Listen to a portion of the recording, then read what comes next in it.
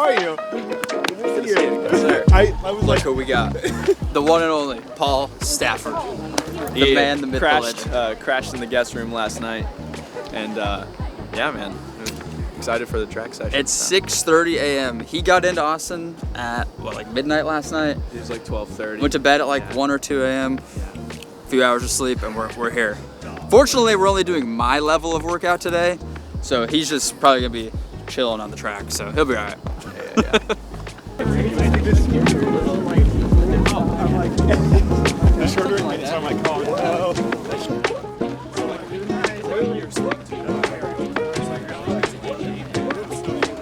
faster stuff. Oh, actually, I swear, there's like really good guys that like, yeah. So, sorry. ID8. Wait, let me make a wish. What's going on, guys? Welcome back to another video. We are 5 days out from the Tokyo Marathon, and we have my coach, Paul Stafford, here in Austin, Texas. Paul is based in Boulder, Colorado. I ran at Florida State for 5 years. Before that, I was a state champion in the mile in high school in Florida. In high school, I ran times of 4:12 for the 1600 and 15:23 for the 5K. And then for my collegiate years, I ran 13:56 for the 5K and 29:12 for the 10K. And yeah, now helping. Fucking dog! Dog! You hear that? Dog! Now we're helping this guy run 2:39. Yeah, feeling Paul, good. Beast runner, insanely fast, some crazy accomplishments. He's been coaching me for the last 3-4 months for this 2:39 marathon build, and we're here with him training today. This is our last speed workout before we run Tokyo on Sunday. This whole video is going to be about giving you guys like some race tips, race week tips, how to taper, how to fuel, how to make sure you're dialed in and ready to crush your upcoming half marathon, whatever race you might have. So we're gonna hit the speed workout. Today's speed workout is very low volume compared to what we've been doing. So we just completed a 2-mile easy warm-up, and then we've got 3 times 1K at threshold effort. We've been doing a ton of those throughout this prep. Then we have 1K at marathon pace, which is about 3:46 per kilometer or 6:04 per mile. Then we'll have a like 200-meter walk break after that, and then we have, What is this 1x200? and then 1x200. That guy's penis is ginormous, I bet. Then we have 1 200-meter sprint, I guess, at like 32 to 34 seconds. So very short and sweet workout today. It'll be like 6 miles of volume total. And then we'll tape. Oh my God, I can't think with that thing. Paul, what are we doing after that? I mean, yeah, just 1x200 where I getting it floating and then cool down, fuel up, and just the hay's in the barn, as they like to say. So There we go. Yeah. All right, let's go hit it. Here we go.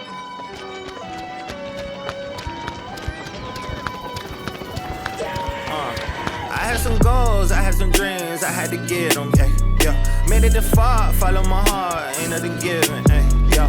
Now that we are living my life like I always vision, yo. Hit different, yo. Hit different, yo. Hit different, yo. Hit different, yo. They counted me out, they said I wouldn't make it, they wasn't with it, yo. Hit different, yo. Hit different, yo. I never fall, I took control, now we here winning, yo. I stepped away from the shit and drama and focused all of my attentions on growth. My circle got smaller, my pockets got fat.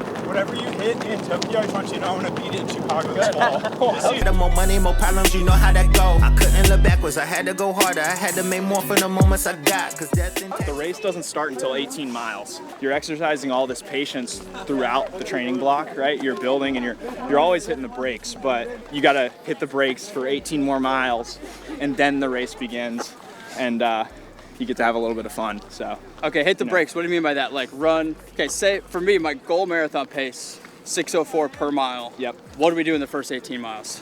Is it So- effort-based, pace-based?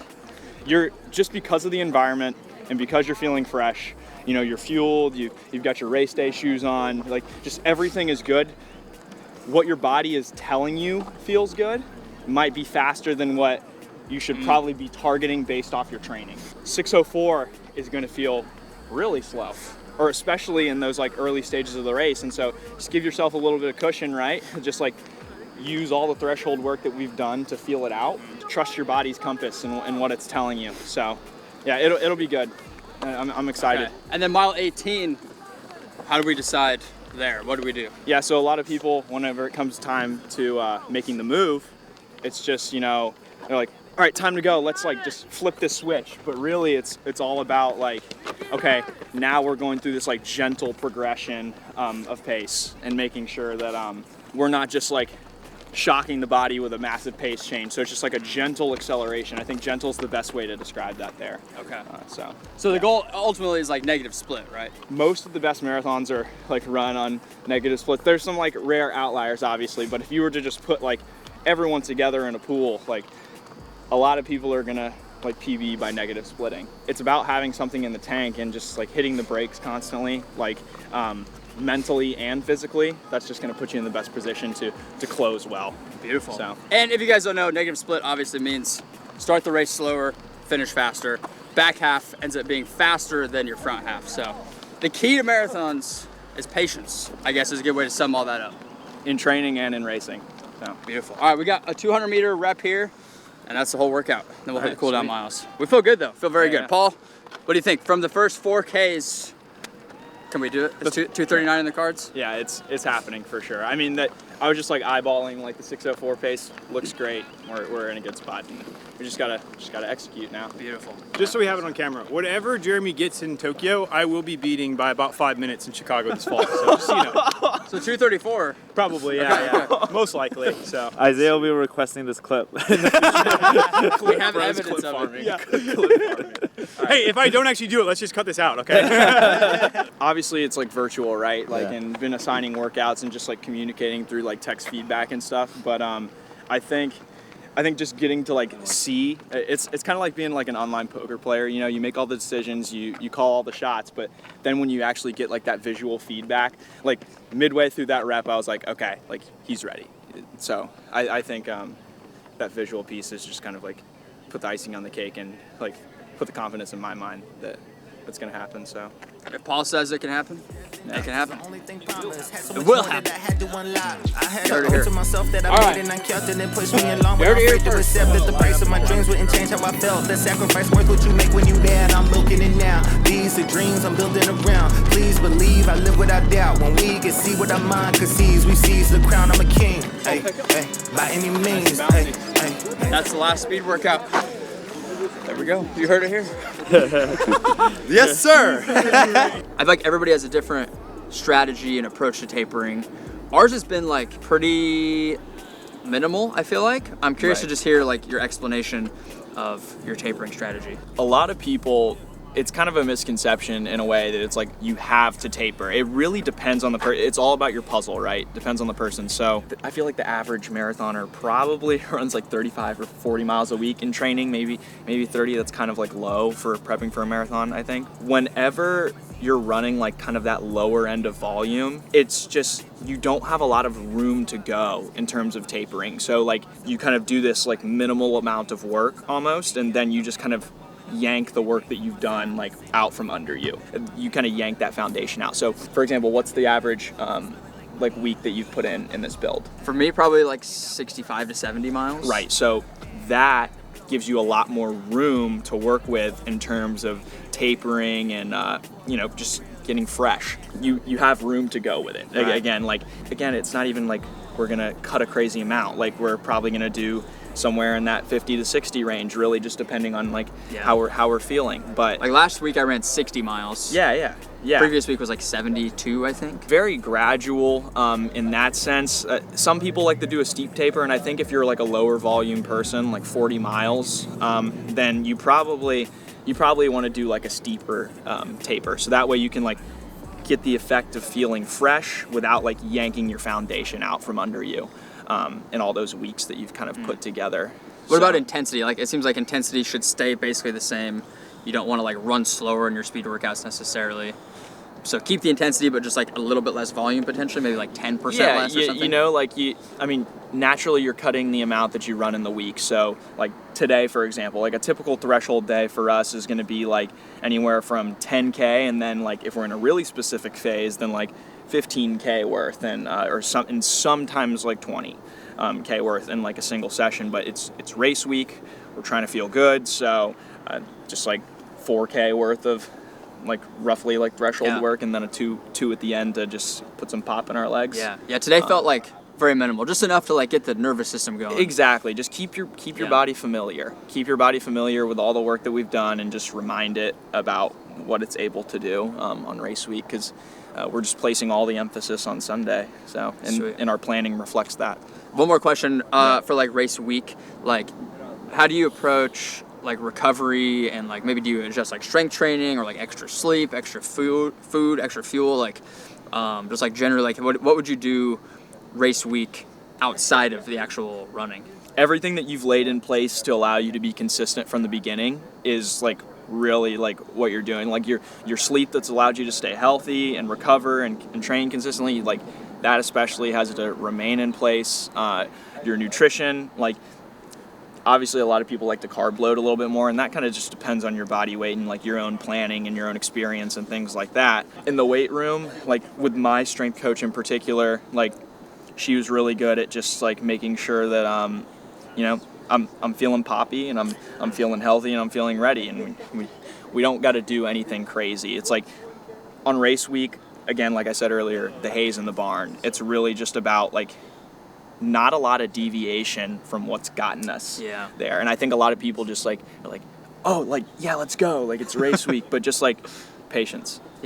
So yeah, if you train properly, then just treat it like another race week or another training week, basically. Right. Just another Sunday. Yeah, and like you said, not too much deviation. I think one of the best things you told me before is like just focus on your strengths, focus on things that have worked for you in the past, and like double down on those. Focus on those. Do those first, and keep doing them, and then you can make the little tiny adjustments. So right. This is great stuff. No, yeah, great stuff. You just you don't want to. I mean, you've done all this work. You've stacked all these weeks together. Like, why would you just like all of a sudden like try a new gel, or like you know, like why would you all of a sudden like throw on a pair of racing shoes you've never like tried out before, like that kind of thing. A lot of people do that. Yeah, it's just like just let's follow what got us there. So beautiful. These are great tips. All right. Yeah. We'll see you guys back at home. Peace. How many miles did you just do on there? I mean, 10K fast, right? But 10K, was it steady, or did you have intervals? Yeah. It was like threshold effort. Like I warmed up outside, did like a mile and a half, and yeah. So like 9. So yeah, it's Ish? like 9 total. Plus you did like 9 this morning, right, on the track? Yeah. 2 speed sessions today, 2 threshold sessions. This dude never stops. That's why he's so dang fast, I guess. Run more, you get faster. Clustering, man. Clustering. We're about to cluster some more by hitting a leg workout. Mine's gonna be very, very minimal. Obviously we're tapering, so I'm probably just gonna do like my normal routine, but just body weight, keep it nice and light.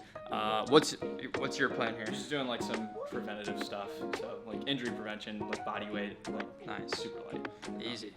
Yeah. All right, let's get to it.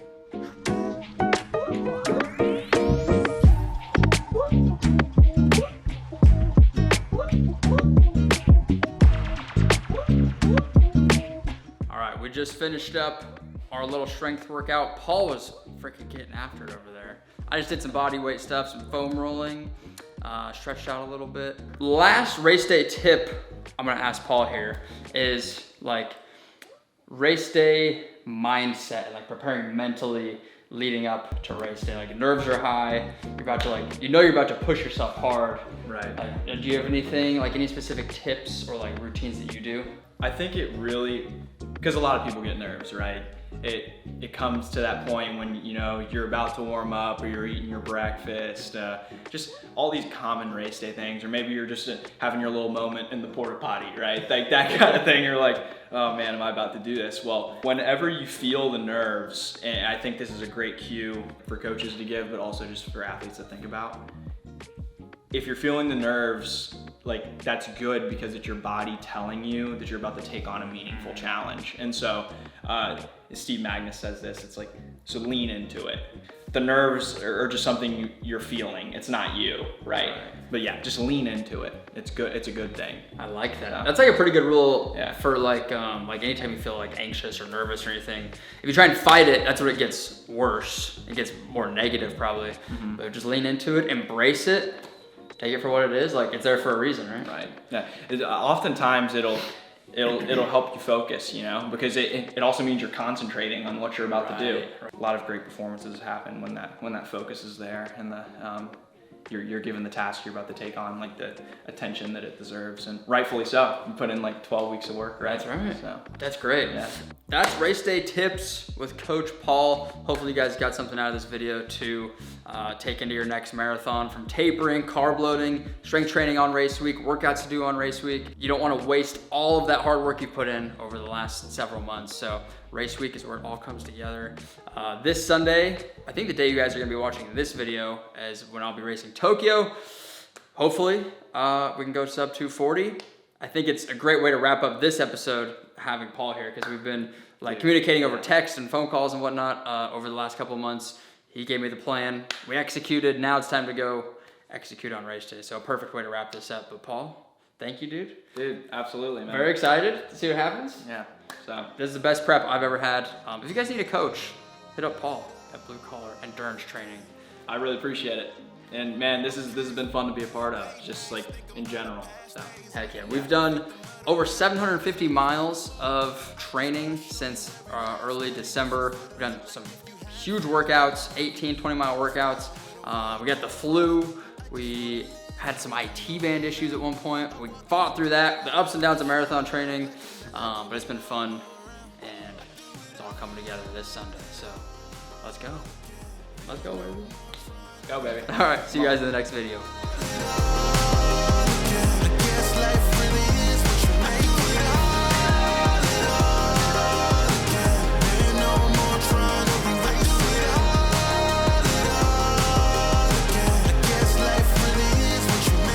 We just picked up the bib. We are number 10,100. That's a nice looking number, if I do say so myself. Now we're just gonna walk around the expo, check it out. There's a lot of people. This is a cool expo though. A very famous item to consume here in Japan is the 7-Eleven egg salad sandwich. So this is what we got. Oh, that's pretty good. That's good. That's a good sandwich. The hype, I think it lives up to the hype.